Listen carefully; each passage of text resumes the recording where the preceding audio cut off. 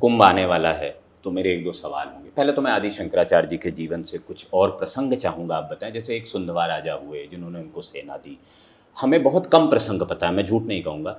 दो तीन मेरे मन के सवाल है। पहला, अपने गुरु तक वो गौड़पाद जी तक कैसे पहुँचे, जबकि वो केरल में रहते थे, गुरु ये नर्मदा किनारे रहते थे, उस समय कोई संचार का माध्यम नहीं था। ऐसा है कि जो सूर्य भगवान की किरणें हैं और किसी पुण्यशाली का जो सुयश है, ये दोनों अपना रास्ता खुद बनाते हैं, कोई इनको ले करके नहीं जाता। सूर्य भगवान की किरणें किसी कैरियर पर बैठ करके यहाँ नहीं आती हैं। इसी तरह से किसी पुण्यात्मा का जो सुयश है वो भी किसी कैरियर का मोहताज नहीं होता कि कोई चैनल दिखा देगा तब अगले को पता चलेगा, वो तो पहुँच जाता है, पता नहीं कैसे पहुँचता है।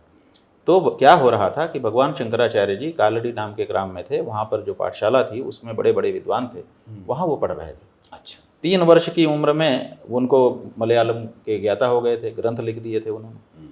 उसके बाद 5 वर्ष की उम्र में उनका उपनयन संस्कार हुआ, उनको पाठशाला में भेज दिया गया पढ़ने के लिए।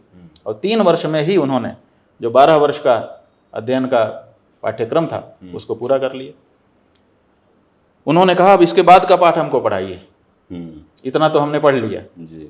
तो उनके जो गुरुजन थे उन्होंने बैठक बुलाई कि ये बच्चा 3 वर्ष में ही सब कुछ पढ़ चुका और पूरी तरह से पारंगत हो चुका, अब आप बताओ अब हम क्या पढ़ाएं इसको। तो वहाँ के जितने पंडित थे उन्होंने हाथ खड़ा कर दिया, क्योंकि सब वो मीमांसक थे, कर्मकांड भाग को जानते थे, उपनिषद भाग को जानते नहीं थे, वेद का जो दर्शन भाग है उसके पंडित वहाँ थे नहीं। तो उन्होंने कहा भाई हम तो जो जानते थे हमने पढ़ा दिया, अब तो आप उपनिषद पढ़िए। कहा ठीक है उपनिषद पढ़ूंगा, पढ़ाइए। कहा हम नहीं पढ़ा सकते, वो तो कोई सन्यासी पढ़ा सकता है।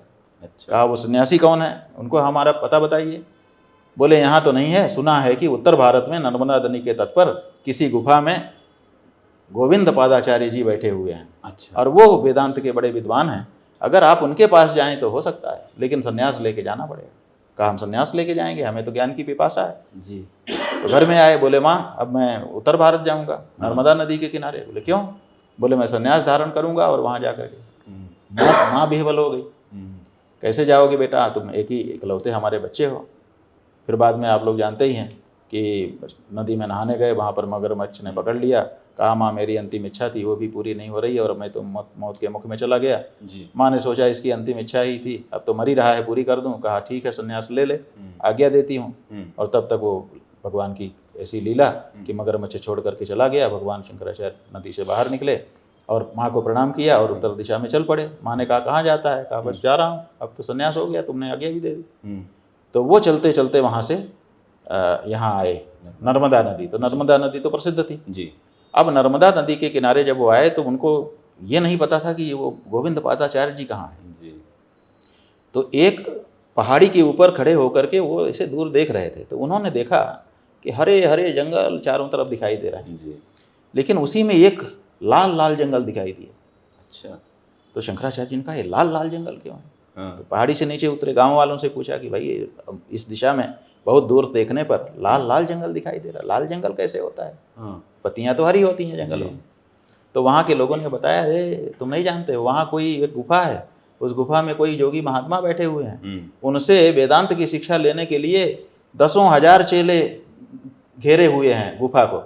वो लोग जब सवेरे नहाते हैं तो अपना अपना कपड़ा सुखाते हैं, वही उड़ता है, वही लाल लाल दिखता है, वो जंगल कोई लाल नहीं है। तब उन्होंने कहा अच्छा अच्छा, तब उसी दिशा में चलते चले गए और वहाँ जब पहुँचे तो वहाँ देखा कि बहुत सारे शिष्य प्रतीक्षा कर रहे हैं गुरु जी की, और गुरु जी गुफा से निकल ही नहीं रहे।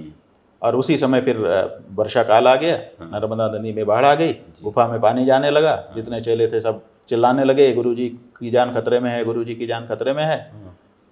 शंकराचार्य जी भी दौड़ के गए, उन्होंने कहा अरे नर्मदा नदी से प्रार्थना की, सबिंदु सिंधु शुष्कलत तरंग भंग रंजितम दिशत्सु पाप जात जात कार्यवारी संयुतम कृतांत दूत कालभूत भीतिहारी वरमदे त्वदीय पाद पंकजम नमामि देवी नर्मदे। हे नर्मदे तेरे चरणों में मैं प्रणाम कर रहा हूँ, मेरे गुरु के प्राण को खतरे में मत डाल जी।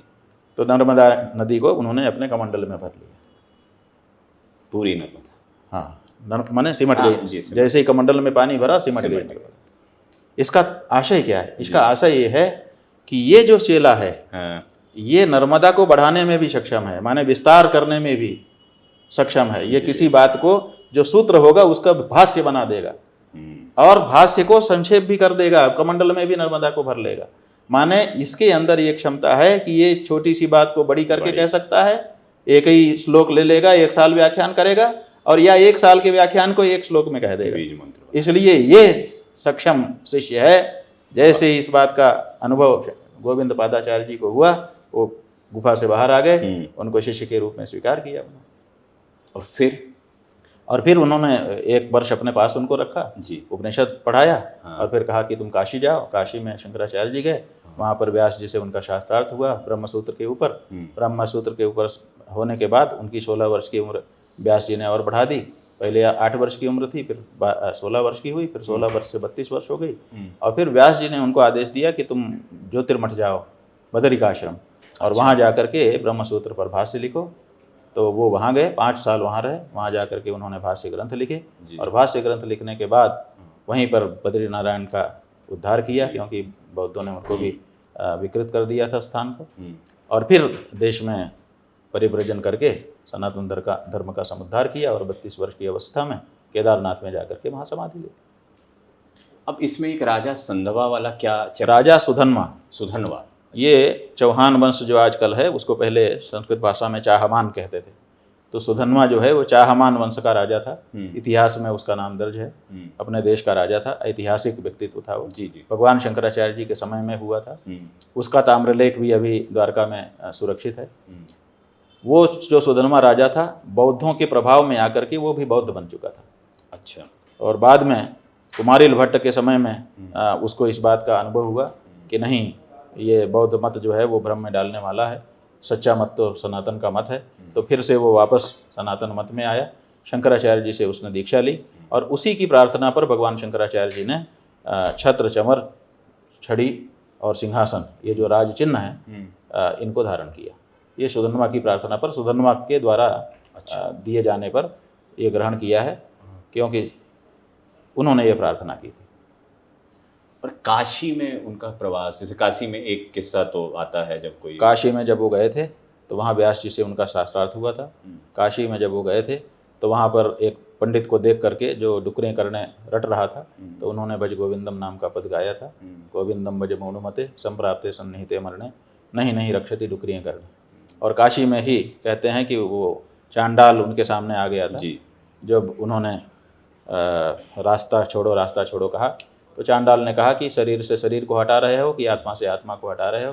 शरीर से शरीर को हटा रहे हो तो जिस तत्व से तुम्हारा शरीर बना है उसी से हमारा शरीर बना है। और अगर आत्मा से आत्मा को हटा रहे हो तो आत्मा तो व्यापक है, वो हट ही नहीं सकता है।